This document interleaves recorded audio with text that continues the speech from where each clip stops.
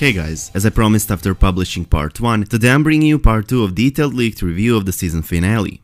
Keep it in mind that those leaks are from the same source as were the leaks for the previous episodes that turned out to be quite accurate, so again, if you don't want anything spoiled, it's time for you to close this video. Anyways, part 1, or should I say half of the 5th episode, ended in King's Landing with Cersei promising to Daenerys, Jon and the other lords that she will send her troops north to support the living side. Winterfell is next, starting off with Sansa Littlefinger. Baelish says to her that Arya is dangerous, saying that she had some evil plan which is why she came back. Littlefinger is still trying to get in Sansa's head as he has been trying this whole season. He wants to tear the Stark sisters apart, he's basically creating a chaos to achieve his own goals. Littlefinger also says to Sansa that Arya will use the letter against her somehow. Dragonstone is next. Daenerys and Jon with the rest of their team have already arrived at Dragonstone after they attended a huge meeting in King's Landing. They are in the chamber of the Painted Table where they are organizing in the defense of the North. Theon and Jon speak about the Starks and the Greyjoys as well as about how it used to be when they were growing up together. Jon asks if he will come with them to the North, on which Theon replies with, "No, I must rescue Yara first." Jon says that he should do that and wishes him luck. Upon finding out from Euron that Yara is still alive, and upon Euron challenging him during a huge meeting at Dragon Pit to come and get his sister, Theon now tries to rally the remaining Ironborn left in Dragonstone so he could at least try to save Yara. This is when the fight between the leader of those remaining Ironborn and Theon takes place. Theon seems to be losing, which is when he realizes that if he loses, that man will stay leader of those Ironborn and therefore his chance of saving Yara is lost. After being mocked and pretty much beaten up, Theon gets back into the fight and beats that Ironborn leader, which results with Theon forming a rescue party and heading out to save Yara. Back to Winterfell, Sansa gathers all the lords from the north and from the Vale. Sansa then calls on Arya to come forward. Arya starts to worry that this is her last day alive, something like Sansa did in the 6th episode when Arya confronted her. Sansa then says it's time to judge the great treacheries and betrayals that have been done to the North, and we will judge the person responsible for them, looking straight at Arya. Sansa says, "You need to tell me how many times you have betrayed the North," still looking straight at Arya. Arya is shocked and cannot believe her sister is saying this to her. Sansa says it again, "You need to tell me how many times you have betrayed the North, Lord Baelish." At this moment, Sansa starts to name all his treacheries and betrayals over her family, as well as over the ruling house of the Vale. Sansa then pulls out Valyrian's steel dagger and asks him if he recognizes it. Littlefinger says it belonged to Tyrion, just as he said to her mother back in the 1st season, but Sansa knows it was his this whole time. Next to Sansa is Bran, who is the one that has told her all these things. Bran then says, "You once told my father I told you not to trust me." While Littlefinger is shocked, Sansa also tells all the lords present how he sold her to the Boltons. Baelish realizes he's pretty much done but still tries to get his way out by telling them lies and even asking for help from Jon Royce, the lord who not only was a good friend with Ned Stark, but also the lord who has questioned Littlefinger's intentions the whole time. Littlefinger is desperately trying to convince other lords in his innocence, and at this point it looks pretty much pathetic. This is the moment in which this leaked script page is taking place. Sansa says, "When you brought me to Winterfell, you told me there is no justice in the world, not unless we make it." Littlefinger looks at Arya Stark, a petite executioner with an elaborate dagger made of Valyrian steel and with dragonbone hilt that Bran handed over to Arya after Littlefinger gave it to him. At the end, Sansa tells to Littlefinger, "Thank you for all your lessons, Lord Baelish," continuing and most likely saying, "I will never forget them." Littlefinger tries to talk with the Lady of Winterfell, he says, Sansa, but doesn't even have a chance to lie or manipulate as Arya swipes the dagger across his throat. Littlefinger starts to choke in his own blood and falls to the ground holding his throat and dies. It says, everyone in the Great Hall watch him die and no one moves a muscle to help him, which is not surprising at all. Arya Stark will kill Peter Baelish with a dagger that Littlefinger held to Ned Stark's throat while betraying him, while this dagger also partly caused the War of the Five Kings as well as the destruction of House Stark. A bit later, the Stark sisters will have quite an emotional conversation, which is when the script page will take place. Basically, Arya says to Sansa that she's never going to be as good as she is in the matter of ruling, and also admits that she never could have survived what Sansa survived. Sansa, on the other hand, says to Arya that she is the strongest person she knows.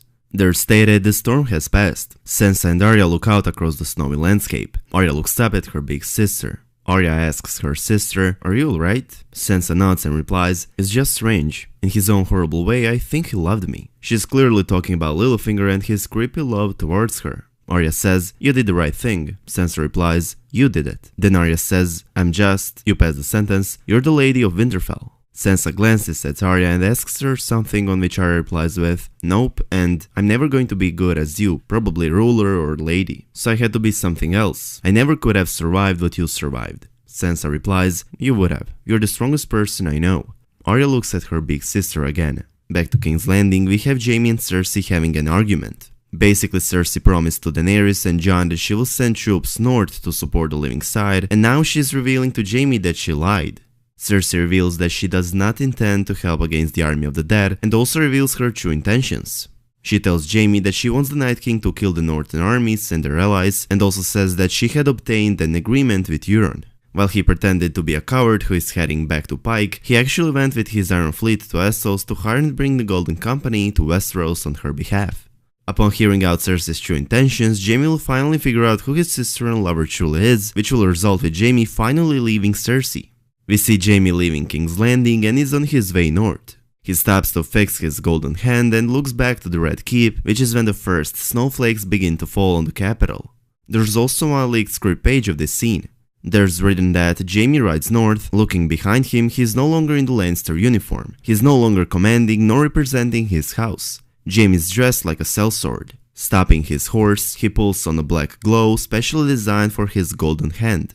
He notices a single snowflake landing. It continues, he glances back at something and at the high towers of the Red Keep. Either looking or going forward, never looking back again, a lone horseman going north on the King's Road. Then we are going back to Winterfell, and those scenes will most likely be the best scenes of the entire season. Bran is visited by Sam and Bran recognizes him. Bran then asks what he is doing there, and Sam tells him he needs to see Jon Snow.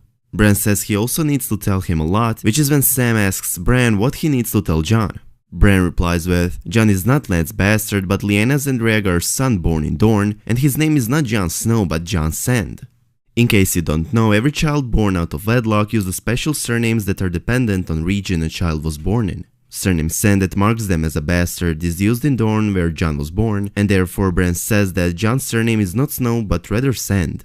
Anyways, Sam tells Bran that Jon is not the Sand Eater, revealing that he has seen it in record that Rhaegar had his marriage with Aelia annulled, and at some point of time Rhaegar married Lyanna, meaning that Jon is a Targaryen.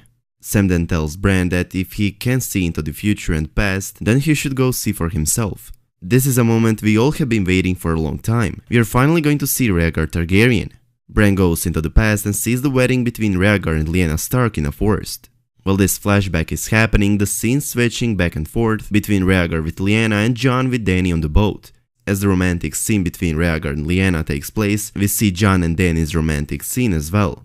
Jon and Dany enter a cabin together in which they begin to take each other's clothes off. As the intimate relationship between Jon and Daenerys intensifies, we see the scene in which Lyanna is in the Tower of Joy. Lyanna says to her brother Ned that the baby's name is Aegon Targaryen. Bran then says that Aegon Targaryen, aka Jon Snow, is the legitimate heir to the Iron Throne. After he has been mentioned in 10 episodes so far, we finally see Rhaegar in a flashback. To be honest, it's not surprising but rather quite expected. Throughout this season, we've seen a couple of scenes that either foreshadow this flashback, such as Gilly discovering it in the first place. What does annulment mean? It's when a man sets aside his lawful wife. Maynard says here that he issued an annulment for Prince Rhaegar and remarried him to someone else at the same time in a secret ceremony in Dorne. Is that a common thing in the South? These maesters. And on the other hand, we've also seen a few scenes that clearly showed how Jon is similar to his real father, such as this one. He enjoys talking. We all enjoy what we're good at. I don't. Now let's compare this scene to a scene from the 4th episode of the 5th season. He told me Rhaegar was good at killing people. Rhaegar never liked killing. This should be more than enough for all of us to assume that there will finally be an official confirmation that not only that Rhaegar is Jon's real father, but also that Jon was not born out of wedlock, and therefore he's not a bastard, but rather a Targaryen. Then we go to the Wall, or more accurately to Eastwatch, where Tormund and Beric are. We see the army of the dead with a blizzard following them, and they have almost reached the Wall. Tormund and Beric are shocked as they see this, when out of nowhere the Night King flies in on Viserion. The Night King attacks the Wall with Viserion, focusing on one particular part of it. Viserion starts melting it, and as this happens, the Wall starts to break apart in a V-shape. The gap in the Wall is wide enough for the army of the dead to go through. The season finale ends with the Night King flying through the Wall on Viserion. There you have it, guys. Detailed review for the final episode of the season that, beside most likely being accurate, also seems to be the best episode of the season and possibly best episode yet produced. And as always, let me know your opinion about all of this in the comment section down below. I hope you guys enjoyed this video. If you did, please make sure to subscribe to our channel, and I hope to see you in the next one. Peace.